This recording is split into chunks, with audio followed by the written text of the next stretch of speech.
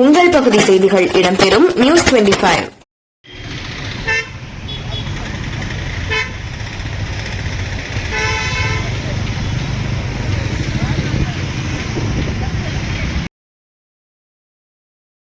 புனித அந்தோணியார் திருத்தல தேர்பவனி, ஏராளமான பக்தர்கள் வழிபாடு.